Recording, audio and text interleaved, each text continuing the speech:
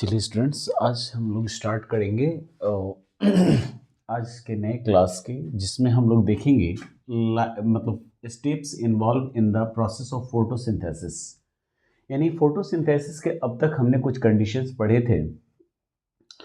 अब हम लोग पढ़ने वाले हैं कि फोटोसिंथेसिस प्रोसेस में किस किस स्टेप में फोटोसिंथेसिस प्रोसेस कंप्लीट हो जाता है। देखिए, फोटोसिंथेसिस प्रोसेस जो है वह दो फेजेस में कंप्लीट होता है। एक को हम लोग कहते हैं लाइट रिएक्शन फेज और दूसरे को हम लोग कहते हैं dark reaction phase. Light reaction phase और डार्क रिएक्शन फेज। अब हम लोग समझते हैं कि ये जो लाइट रिएक्शन फेज है ये है क्या। ठीक है, देखिए, लाइट रिएक्शन फेज वह फेज होता है जिस फेज में सनलाइट की रिक्वायरमेंट होती है। Sunlight is required. ठीक है, इसमें रिक्वायरमेंट होती है सनलाइट की। ठीक है, अब इस सनलाइट का प्लांट्स क्या यूज करते हैं, तो देखिए, सनलाइट जो होता है, इस सनलाइट के प्रेजेंस में एक प्रोसेस परफॉर्म होता है जिसे हम लोग कहते हैं फोटो केमिकल, या इसे हम लोग कहेंगे फोटोलाइसिस ऑफ वाटर। इसे हम लोग इस फेज में, लाइट रिएक्शन फेज में एक प्रोसेस परफॉर्म होता है पहला, जो होता है आपका फोटोलाइसिस ऑफ वाटर। फोटोलाइसिस है ना, फोटोलाइसिस ऑफ वाटर। ठीक है, ये पहला काम हो जाएगा किसमें, लाइट रिएक्शन फेज में परफॉर्म होगा, फोटोलाइसिस ऑफ वाटर। वाटर का फोटोलाइसिस होगा। इसमें वाटर के फोटोलाइसिस में होगा क्या, देखिए होता क्या है फोटोलाइसिस ऑफ वाटर में, कि इसमें जो है आपका H2O कौन रहेगा, H2O। यह H2O डिवाइडेड हो जाएगा फोटोलाइसिस के दौरान। यह हो जाएगा आपका हाइड्रोजन और ऑक्सीजन में डिफरेंशिएटेड हो जाएगा। हाइड्रोजन और ऑक्सीजन में आपका हो जाएगा डिफरेंशिएटेड। ठीक है, तो यह हाइड्रोजन और ऑक्सीजन में डिफरेंशिएटेड हो जाएगा। ठीक है, और हाइड्रोजन और ऑक्सीजन में डिफरेंशिएटेड होने के बाद यह क्या करेगा, ठीक है, यह हाइड्रोजन और ऑक्सीजन में डिफरेंशिएटेड हो जाएगा और इसी प्रोसेस को हम लोग कहेंगे फोटोलाइसिस ऑफ वाटर। इसमें पहला रिएक्शन यहाँ कंप्लीट हो गया। दूसरा रिएक्शन इसी फेज में होगा जिसको हम लोग क्या कहेंगे, तो इसको हम लोग कहते हैं formation of assimilatory power. Formation of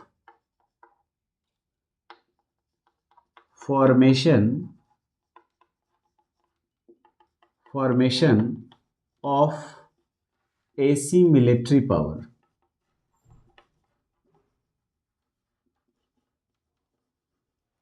assimilatory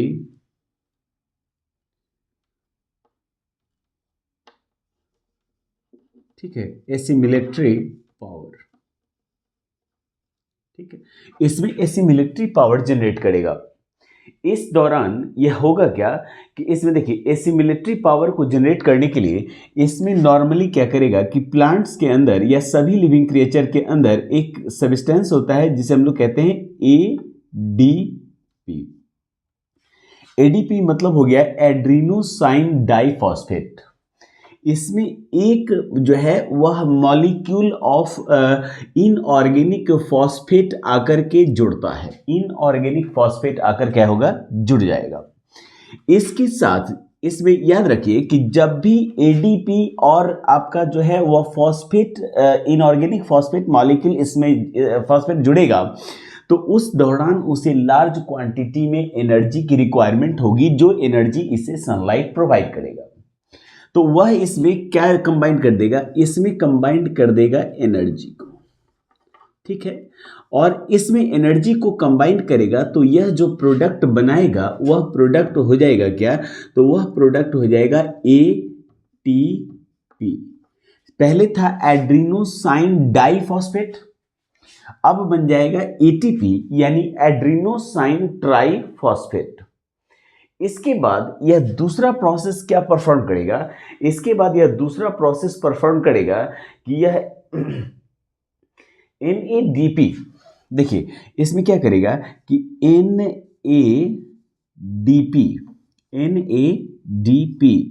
इसको हम लोग कहते हैं निकोटिनामाइड डाई न्यूक्लियोटाइड फॉस्फेट कहते हैं इसे, ठीक है। तो यह क्या करेगा, इस NADP को, ठीक है, हाइड्रोजन जो यहां पे इसने डिवाइड किया था हाइड्रोजन को, है ना, तो इसी हाइड्रोजन का इस्तेमाल करेगा और यह इसमें इलेक्ट्रॉन को इसमें कंबाइन करेगा, 2 इलेक्ट्रॉन्स को कंबाइन करेगा और प्लस इसमें कंबाइन कर देगा हाइड्रोजन को। किसे कंबाइन कर देगा, हाइड्रोजन को कंबाइन करेगा और हाइड्रोजन को कंबाइन करने के साथ यह जो नया प्रोडक्ट बनाएगा वह बना देगा NADPH।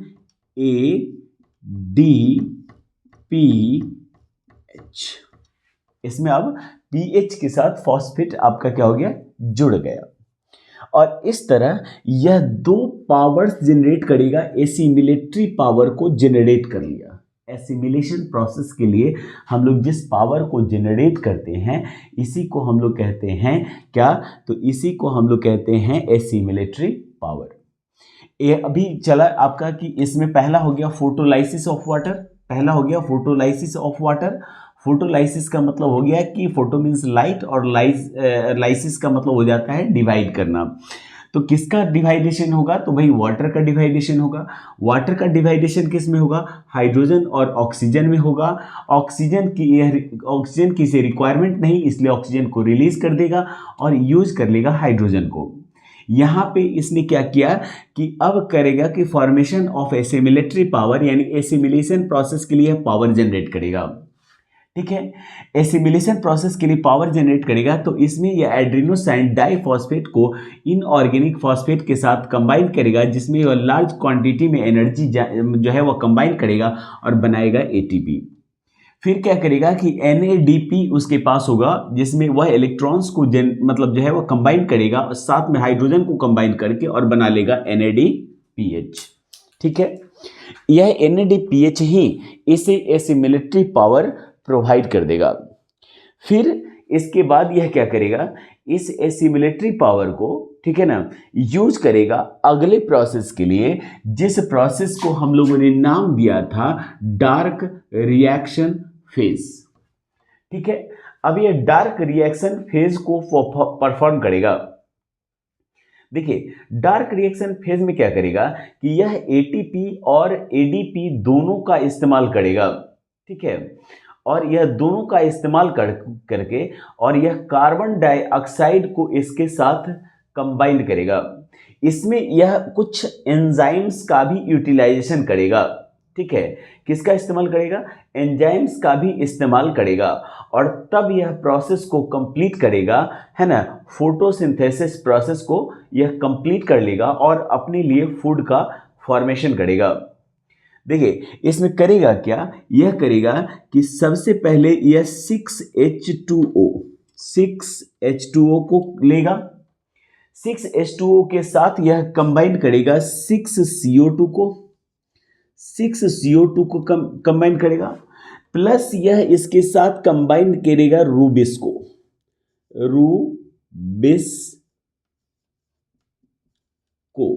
CO, ठीक है।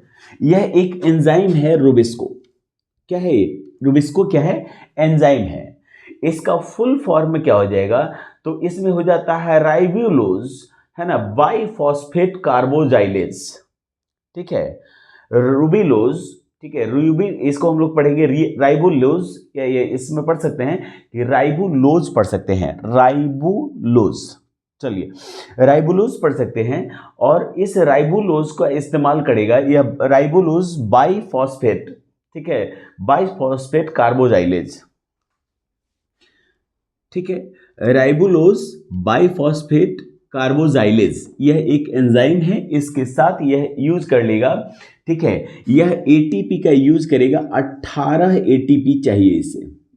कितने ATP चाहिए, 18 ATP चाहिए। 18 ATP को इसके साथ कंबाइन करने के साथ यह डालेगा 12 NADPH। इसमें डाल देगा कितना 12 NADPH, NADPH, और इन सब को कंबाइंड करने के बाद इसमें ऐड कर देगा 12 हाइड्रोजन एटम को ऐड करेगा, और इन सब को ऐड करने के बाद यह अपना प्रोडक्ट बना लेगा। जो प्रोडक्ट बनाएगा इसमें होगा सबसे पहले आपको कार्बोहाइड्रेट होगा, कार्बोहाइड्रेट CH2O के फॉर्म में। CH2O को हम लोग कहते हैं क्या, तो इस CH2 को हम लोग कहते हैं सुक्रोज, सुक्रोज कहते हैं। ठीक है, यह बना लिया कार्बोहाइड्रेट अपने फूड के लिए, प्लस यह क्या करेगा कि यह H2O यानी वाटर को जनरेट करेगा, H2O। ठीक है, H2O जनरेट करेगा, इसके साथ यह ADP, इसके साथ यह जनरेट करेगा ADP, प्लस इसके साथ यह जनरेट करेगा NADP, जो इसने यूज किया था किस काम के लिए, टू कंबाइंड एनर्जी, एनर्जी को कंबाइंड करने के लिए। और इसमें एनर्जी को कंबाइन करने के लिए इसने इनऑर्गेनिक फॉस्फेट का भी यूज किया था। यह इसे भी तोड़कर हटा देगा ताकि उसी एनर्जी का इस्तेमाल करके यह अपने लिए फूड को प्रिपेयर कर सके। इस तरह यह अपने लिए सुक्रोज बनाएगा और बाद में यह इसे कन्वर्ट कर देगा ग्लूकोज के रूप में। सुक्रोज को कन्वर्ट कर देगा किस फॉर्म में, ग्लूकोज के रूप में कन्वर्ट कर देगा। और इस तरह यह जो है प्लांट्स अपने फोटोसिंथेसिस प्रोसेस को इतने फेजेस में कंप्लीट करते हैं। ठीक है, इसमें देखिएगा ये जो है वह 1933 के आसपास में, इसे लगभग 1953 याद रखिएगा, इसे लगभग 1953 के आसपास में जो है वह डिस्कवर किया गया था। ठीक है, किसके द्वारा, तो केल्विन ने डिस्कवर किया था, केल्विन। ठीक है, जिसके बारे में हम लोग केल्विन स्केल टेम्परेचर मेजरिंग में पढ़ते हैं। और केल्विन के साथ कुछ और भी साइंटिस्ट थे, जैसे कि बेनेसन कहते हैं। ठीक है, बेनेसन,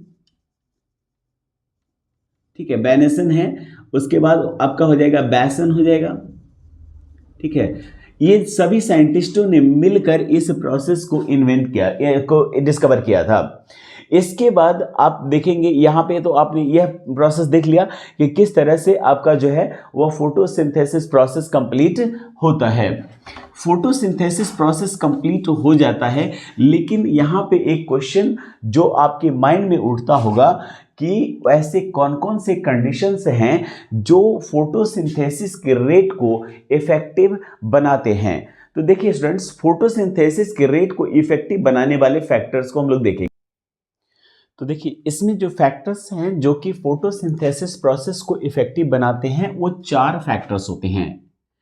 पहला होता है लाइट इंटेंसिटी एंड क्वालिटी, दूसरा होता है अवेलेबिलिटी ऑफ वाटर, तीसरा होता है अवेलेबिलिटी ऑफ कार्बन डाइऑक्साइड, चौथा हो जाता है आपका टेम्परेचर, और पांचवा हो जाता है पॉल्यूशन। ठीक है, अब हम लोग देखेंगे कि कौन सी लाइट होती है। ठीक है, जो लाइट जो है, देखिए कौन सी लाइट होती है जो कि फोटोसिंथेसिस के लिए आइडियल मानी जाती है। देखिए लाइट की क्वालिटी यह होती है कि यह इसका जो लाइट रेज होता है उसकी एक डिफिनिट वेवलेंथ होती है। ठीक है, तो यहां याद रखिए कि 400 से लेकर और 700 नैनोमीटर की जो लाइट होती है, वेवलेंथ की जो लाइट होती है, वह फोटोसिंथेसिस प्रोसेस के लिए आइडियल मानी जाती है। ना ही इससे ज्यादा और ना ही इससे कम। इस लाइट को हम लोग कहते हैं पार लाइट, पार लाइट। ठीक है, पार लाइट कहते हैं इसे। पार लाइट का मतलब हो गया फोटोसिंथेटिकली एक्टिव रेडिएशन। ठीक है। लाइट्स जो हैं वह रेडियो एक्टिव वेव के रूप में चलती हैं और इसीलिए इस लाइट का मेजरमेंट होता है कि 400 से 700 नैनोमीटर की जो लाइट होती हैं, इस पार लाइट को हम लोग फोटोसिंथेसिस के लिए परफेक्ट मानते हैं। ये तो हो गई कि लाइट की इंटेंसिटी कितनी होनी चाहिए। इसके बाद आप देखेंगे तो कह रहा है कि बहुत ज़्यादा जो अगर लाइट की इंटेंसिटी हो जाए, लाइट की इंटेंसिटी 700 नैनोमीटर से ज़्यादा हो जाए तब भी फोटोसिंथेसिस प्रॉपर नहीं होगा, और अगर 400 से कम हो जाए तो भी यह फोटोसिंथेसिस प्रोसेस को परफॉर्म नहीं कर पाएंगे प्लांट्स। ठीक है। अब देखिए इसके अलावा लाइट में और एक क्वालिटी होती है, कलर ऑफ लाइट, जिसे हम लोग क्वालिटी कह सकते हैं। कलर को क्या कह रहे हैं कि यह हो जाएगा आपका क्वालिटी। ठीक है। तो कलर की अगर हम लोग माने तो रेड कलर और ब्लू कलर, देखिएगा याद रखिएगा, रेड और blue, red and blue colour light. ठीक है। रेड और ब्लू कलर ऑफ लाइट जो है वह परफेक्ट एंड आइडियल मानी जाती है for the performing of photosynthesis process. लेकिन इसके अलावा भी अदर कलर्स ऑफ लाइट में फोटोसिंथेसिस प्रोसेस होगा, सिर्फ उसमें थोड़ा मतलब उसमें कुछ रेड का इफेक्ट हो जाएगा। लेकिन अब याद रखिए कि ग्रीन कलर जो है, ये दोनों परफेक्ट हैं, लेकिन अगर ग्रीन कलर लाइट प्रेजेंट है, ग्रीन कलर लाइट, तो यह ग्रीन कलर लाइट जो है यह फोटोसिंथेसिस प्रोसेस के लिए परफेक्ट नहीं होती है। इसमें प्लांट्स फोटोसिंथेसिस प्रोसेस को परफॉर्म नहीं करते और इसीलिए plants most of green colour को रिफ्लेक्ट कर देते हैं, और यही रीजन है कि प्लांट्स का कलर हमें ग्रीन नजर आता है। बाकी सारे कलर्स को वह एब्जॉर्ब कर लेते हैं, मोस्ट ऑफ कलर्स को, केवल ग्रीन कलर को वह रिफ्लेक्ट कर देते हैं और इसलिए प्लांट्स का कलर हमें ग्रीन नजर आता है। अब बात करें कार्बन डाइऑक्साइड की, तो देखिए सॉरी वाटर की, अगर बात करें हम वाटर की, तो देखिए इसमें वाटर प्लांट को जो है ना फ्रीक्वेंट सप्लाई ऑफ वाटर की रिक्वायरमेंट होती है। याद रखिए frequent supply of water, supply of water पर याद रखिए फ्रीक्वेंट सप्लाई ऑफ वाटर तो इसे चाहिए, लेकिन यह प्लांट्स जितना अमाउंट ऑफ वाटर एब्जॉर्ब करती हैं, इस एब्जॉर्ब्ड वाटर का 99% वाटर जो है वह ट्रांसपीरेशन के लिए इस्तेमाल किया जाएगा। ट्रांसपीरेशन के लिए यह वाटर वेपर के फॉर्म में कन्वर्ट करके एटमॉस्फेयर में रिलीज कर दिया जाता है ना, एटमॉस्फेयर में रिलीज कर दिया जाता है। इसका प्लांट्स फोटोसिंथेसिस के लिए यूज नहीं करते। लेकिन यह ट्रांसपीरेशन, याद रखिएगा, यह जो ट्रांसपीरेशन बता रहे हैं ये बहुत इंपॉर्टेंट है, क्योंकि इसी ट्रांसपीरेशन की वजह से है ना एस्टोमेटल एपरेटस, जिसे हम लोग एस्टोमाटा कहते हैं, यह एस्टोमाटा वर्क करता है इसी ट्रांसपीरेशन की वजह से। तो वाटर सप्लाई में अगर स्कार्सिटी हुई तो यह जो एस्टोमाटा है यह प्रॉपर वर्क नहीं करेगा और इस कारण से इसमें गैसियस एक्सचेंज की एक बड़ी समस्या हो जाएगी, और अगर गैसियस एक्सचेंज ना हुआ तो फोटोसिंथेसिस प्रोसेस के रेट पर इफेक्ट पड़ेगा। इसलिए प्लांट्स को फोटोसिंथेसिस के लिए फ्रीक्वेंट वाटर सप्लाई की रिक्वायरमेंट होती है, कंटिन्यूअस वाटर सप्लाई की रिक्वायरमेंट होती है। इसके बाद हम लोग देखेंगे तो अगर हम बात करें कार्बन डाइऑक्साइड की, तो देखिए कहता है कि अगर कार्बन डाइऑक्साइड का रेट बढ़ा है ना, अमाउंट बढ़ा है ना, तो इसमें क्या होगा कि कार्बन डाइऑक्साइड का रेट बढ़ने से फोटोसिंथेसिस इंक्रीज होगा। ठीक है, फोटोसिंथेसिस क्या हो जाएगा, इंक्रीज हो जाएगा। लेकिन अगर कार्बन डाइऑक्साइड का अमाउंट बहुत ज्यादा हो गया, हाई कंसंट्रेशन हो गया, तो यही कार्बन डाइऑक्साइड प्लांट्स के लिए क्या हो जाएगा कि हाई कार्बन डाइऑक्साइड जो होगा, अगर कह सकते हैं हाई CO2 का जो कॉन्सेंट्रेशन होगा, तो यह प्लांट्स के लिए एक टॉक्सिक इन्वायरमेंट क्रिएट करेगा। ठीक है, टॉक्सिक इन्वायरमेंट, एक जहरीला इन्वायरमेंट क्रिएट करेगा, जिस कारण से प्लांट्स प्रॉपरली फोटोसिंथेसिस प्रोसेस को परफॉर्म नहीं कर पाएंगे। तो ये जो है वह कार्बन डाइऑक्साइड का है कि एक लिमिट में है, एक रेशियो में है। अगर एक रेशियो में बढ़ता है, एक्सेप्शन मतलब जो है प्रॉपर रेशियो में बढ़ता है, तो यह रेट ऑफ फोटोसिंथेसिस को बढ़ा देगा। लेकिन अगर ज़रूरत से बहुत ज़्यादा हो जाता है, तो इसका मतलब है कि वह एक टॉक्सिक इन्वायरमेंट को क्रिएट करेगा, जो कि पौधे के फोटोसिंथेसिस के लिए परफेक्ट नहीं माना जाता है। अब बात करें टेम्परेचर की, तो देखिए प्लांट्स के लिए जब टेम्परेचर की बात करें, तो यह प्लांट्स के लिए टेम्परेचर 20 डिग्री से लेकर, याद रखिएगा प्लांट्स के लिए आइडियल टेम्परेचर जो होता है फोटोसिंथेसिस के लिए, वह 20 डिग्री से लेकर और यह 20 डिग्री से लेकर 35 डिग्री सेल्सियस तक यह एप्रोप्रिएट और परफेक्ट टेम्परेचर माना जाता है। इस दौरान प्लांट्स के रेट ऑफ फोटोसिंथेसिस मैक्सिमम होता है। ठीक है, अब कह रहा है कि अगर इसमें टेम्परेचर 35 डिग्री से ज़्यादा हो गया, 40 डिग्री या मोर देन 40 डिग्री सेल्सियस हो गया, या डिग्री सेल्सियस लिख रहे थे, तो 40 डिग्री सेल्सियस या इससे एबव लाइट का जो है टेम्परेचर बढ़ता है, तो इससे दो गहरे प्रॉब्लम हो जाएंगे। पहला हो जाएगा bleach of chlorophyll, bleach of chlorophyll.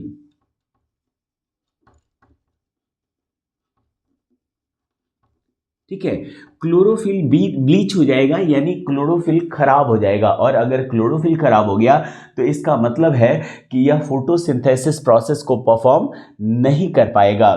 इसके बाद एक और बड़ी समस्या आ जाती है ब्लीच होने के साथ साथ, कि अगर टेम्परेचर बढ़ जाता है, तो प्लांट्स में पाए जाने वाले रूबिस्को,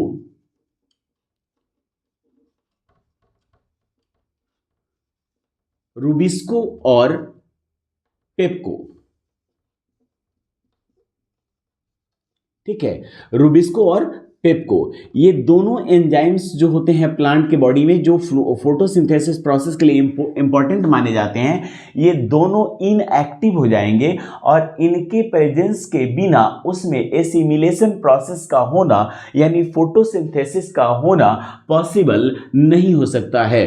तो ये इसका जो है वह ज़्यादा होगा, तो यह इसको भी इफेक्टिव बना देगा, यानी उसमें फोटोसिंथेसिस को इफेक्टिव बनाएगा। और लास्ट हम लोग डिस्कस कर लेते हैं पॉल्यूशन। ठीक है, पॉल्यूशन में क्या होगा कि अगर एटमॉस्फेयर में ओजोन और सल्फर की मात्रा बढ़ती है, ठीक है, तो देखिए अगर प्लांट में ओजोन O3 और या फिर ओजोन के साथ अगर SO2 की मात्रा बढ़ जाती है, अगर सल्फर डाइऑक्साइड की मात्रा बढ़ जाती है, तो ऐसी कंडीशन में यह क्या कर सकते हैं, तो यह प्लांट पर एक पॉइजनस इफेक्ट डाल सकते हैं, टॉक्सिक इफेक्ट डाल सकते हैं। साथ ही इसकी मात्रा बढ़ने या पॉल्यूशन की मात्रा बढ़ने से यह स्टोमाटा के ब्लॉक होने का चांसेस भी बढ़ जाएगा। ठीक है, ब्लॉक स्टोमाटा, ठीक है, ब्लॉक स्टोमाटा। और अगर स्टोमाटा ब्लॉक हो गया, तो आप भी जानते हैं कि गैसेस एक्सचेंज नहीं होगा, और ऐसे कंडीशन में फोटोसिंथेसिस प्रोसेस परफॉर्म नहीं होगा। तो ये थे कुछ कंडीशंस जो रेट ऑफ फोटोसिंथेसिस प्रोसेस को इफेक्टिव बनाते हैं। ठीक है स्टूडेंट्स, तो अब हम लोग मिलेंगे नेक्स्ट वीडियो में, और उस पे में हम लोग डिस्कस करने वाले हैं कुछ अनदर कंडीशंस का, जो अब हम लोग कंडीशंस को कंप्लीट कर चुके हैं। तो अब हम लोग डिस्कस करेंगे जो है वह heterotrophic mode of nutrition, different types of heterotrophic mode of nutrition. Okay students, thank you.